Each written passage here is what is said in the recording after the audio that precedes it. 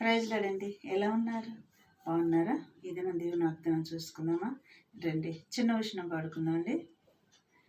క్రైస్తవుడా మరవవద్దు ఆయన రాకడా, క్రైస్తవుడా మరవవద్దు ఆయన రాకడా, కనిపెట్టి ప్రార్థన చేసి సిద్ధముగా నుండు, కనిపెట్టి ప్రార్థన చేసి సిద్ధముగా నుండు, రెప్పపాటున మారాలి, యేసయ్య చెంతకు చేరాలి, యేసు రాజుగా వచ్చుచున్నాడు, భూలోకమంతా తెలుసుకుంటారు, రవి కొట్టి తేజుడు రమ్యమైన దేవుడు రారాజుగా వచ్చుచున్నాడు, యేసు రారాజుగా వచ్చుచున్నాడు.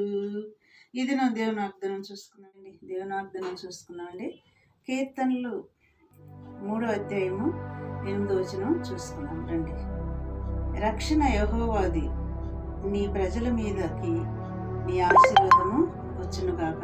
ఈ దినము వాగ్దానం అండి. రక్షణ యెహోవాది, నీ ప్రజల మీదకి నీవు ఆశీర్వాదములు వచ్చునుగాక. ఈ దినం వాగ్దానం. మరి ఇటు వాగ్దానాన్ని బట్టి మనం ప్రార్థన చేసుకున్నామా? రక్షణ ఎవరిదండి? యెహోవాదే అని చెప్తున్నాడు దేవుడు ఇక్కడ. రక్షణ యెహోవాదే, నీ ప్రజల మీదకి నీ ఆశీర్వాదము వచ్చునుగాక. ఇది నువ్వు వాగ్దానం అండి. ఇటు వాగ్దానాలను బట్టి మనం ప్రార్థన చేద్దాం.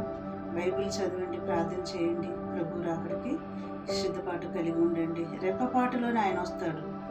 మరి మన పరిస్థితి ఎలా ఉంది, మనం ఎలా ఉన్నాం అన్నది ఆలోచన చేసుకొని, పరిశీలన చేసుకొని ప్రభు రాకడికి సిద్ధపాటు కలిగి ఉండండి. సరేనా? చిన్న ప్రార్థన చేసుకుని కళ్ళు మూసుకోండి. స్తోత్రములు ప్రభువా యేసయ్యా, ఈ సమయంలో నీ మాటలు చూస్తున్న బిడ్డల్ని, వింటున్న బిడ్డల్ని దర్శించి నీ రాకడికి మమ్మల్ని అందరినీ కూడా సిద్ధపరిచి సహాయం చేయమని నజరేయుడైన యేసుక్రీస్తు నామములో అడిగి వేడుకుంటున్నాము తండ్రి. ఆమేన్. God bless you.